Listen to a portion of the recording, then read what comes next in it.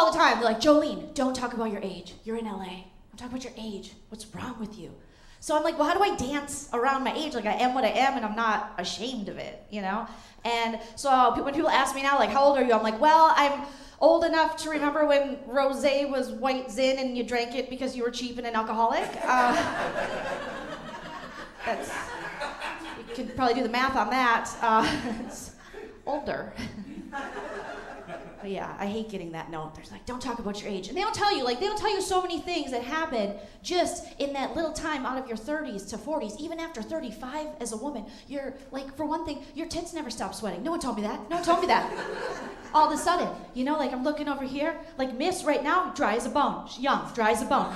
But you're 40, river runs through it. It's like it's a slip and slide. I haven't done cardio in 2 years, sir, but I'm always sweating. I don't know what's going on. It's just really sexy. But just popping boners on the whole front row. I am. Students are like, what? Is she sweating and have gray hair? Cool. I am married, though, you guys. I just celebrated 5 years of marriage, so that's cool. Thanks. I like my husband. He's cool. I like him a lot. And I know the divorce rate's high, and a lot of comics want to rip on marriage, and I want him to feel secure, sir. So I look at him every day in the eye, just like this. And I'm like, I love you. I'm not going anywhere, okay? Just know that no one is leaving this marriage alive. Like, I always tell him that. Like, I don't believe in divorce, but I believe in snapped. Like, I will kill that motherfucker. I will kill him. He tried to pull some shit on me. We have this couple we hang out with, you guys. They're friends of ours. You know how married people, we're boring. We always have that one friend. You're like, want to go bowling? Okay, it's better than dying. And then you do it. You go bowling, because that's, what you do. And I'm sober, too, so it's like, what do you do for fun? Kill yourself. And not ready for that kind of commitment right now, so I'm not doing that. But they contacted us recently, and they took us out to lunch to tell us that they were breaking up. And I'm like, yeah, you could have sent that in a text. That's like, why do you gotta bring us through this shit? So apparently they wanted us to know because what happened was they told us the whole thing. Clearly they don't have mental health benefits. So they were like, the guy in the relationship cheated on the woman. And they wanted us to know that we didn't have to worry about picking sides because they were going to remain friends. Isn't that sweet? Yeah. And then my husband on the way home, he was like, hey, so Joleen, if I cheated on you, would we still be friends? And I was like, no. No, we'd be an episode of 2020. Like, I would stab the shit out of you, sir. We were never friends. Like, I would just cut you. I would just get... I'd circumcise him because he's not circumcised. And that was a hard thing to find out, I'm from Milky White, Minnesota, met my husband in beautiful Arizona. He's an attractive Latin guy. First time I touched his ween, because I'm not like a powerful woman. I just like to exert my dominance. I'm like, let's do this, and I grab it high, and I make eye contact. This is how I do it. That's feminism. We just, yeah. And you name it, too. And, I named it salsa. And you gotta name it after something you love. So he was like, ow, you're pulling too hard. And I was like, oh, I'm sorry, I've only seen the Minnesota ones. Like, I've never had seen a dick outside of Minnesota in my life. And so I didn't know they came uncut. Nobody told me. Like, I feel like the Minnesota education system failed me. At any time, they could have just been like, hey, Joleen, you might not stay in Milky White ranch dressing Minnesota your whole life. You might move down to Arizona and meet a hot Latin guy. Here's how not to break his wiener. I feel like I would have used that more than algebra. That's what I'm saying. Never used algebra, but man, I could have just doing this and I feel like I'm staring at these gentlemen and I'm very aggressive. But this is what you have. As you get older, you give 0 fucks as a woman. Any older women here wanna? Yeah, I do all different kind of things now, because I like to spice it up. Like I play games with my husband, because I don't want him to get bored, My favorite game to play is forget to take my antidepressants and ruin his day. I love it. Oh. Get your power back, women. Oh, it's a good one. But I'll just hop on top of him. You know, give them hand jobs because we're married. Blowjobs are out of the question, you know? And, no. When you're single, you're in that game. But once you get married, you're like, nah, bro, this is under God, okay? And I just make eye contact, and I start doing it like a fucking rifle, you know? I mean, and this is uncomfortable. You guys can't even look at me right now. I'm just like, shh, come, and it happens. It happens. Because that's how dicks work. Like, no matter what, they're still gonna get off. Even if it's, you know, if they fear for their lives.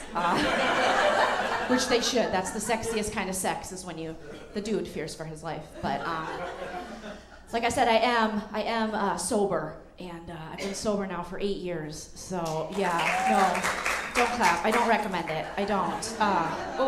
Way better life with wine and Klonopin, let me tell you. God. I was a blackout drunk.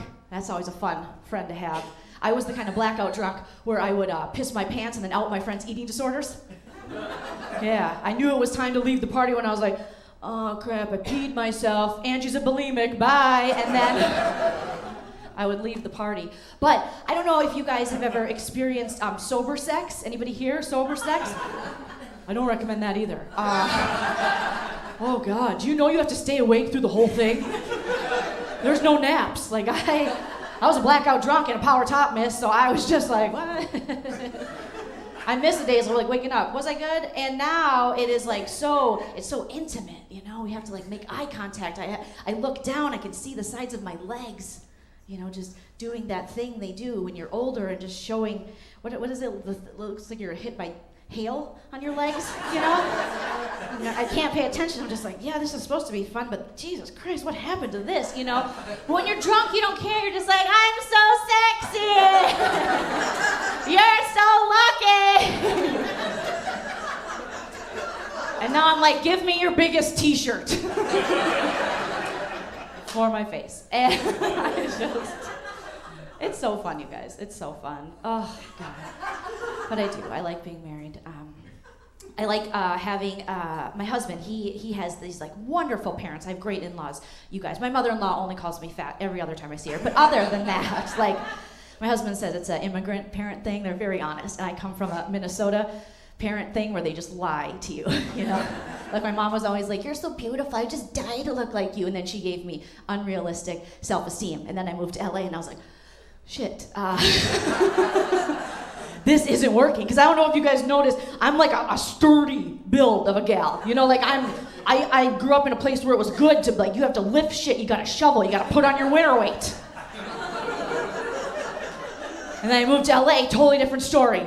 Like, they want all the women to just be like very waif, and like you have to like walk like you can barely lift your head. You're just like, what?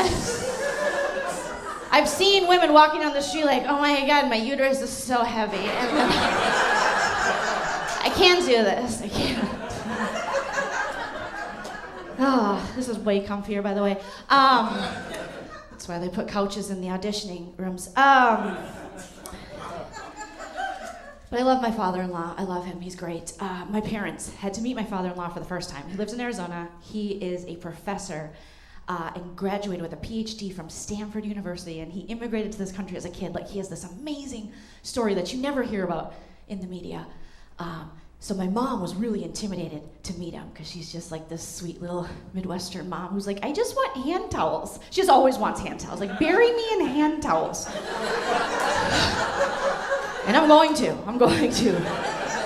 You get what you ask for. And so she was meeting him for the first time, and she was so nervous, and she was like, well, I can't pronounce his name. I'm just worried, Joe. I can't pronounce his name. And you guys, his name is Manuel. So, not a very hard Mexican name. It's like John, you know?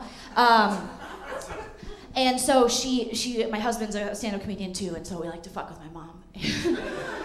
We're like, don't worry, Eileen, don't worry. You do not have to learn his name. Actually, it's a sign of respect in the Mexican culture to refer to the male head of the household as Big Papi. And my little Minnesota mom was like, no. And I was like, fine, you can be a racist, Eileen, if that's what you want, but that's how they do it, okay? Get out of that white brain. And So when she met, I didn't think she'd do it, but then when she met my father-in-law, my Stanford-educated father-in-law, she went up to him and she was like, "Hola, Big Papi." And him and his wife looked at me, and then she looked at me, and I was like, she's very racist. She's very racist. All right, I'm Joleen Lunzer Hernandez. Have a great night. Thank you so much.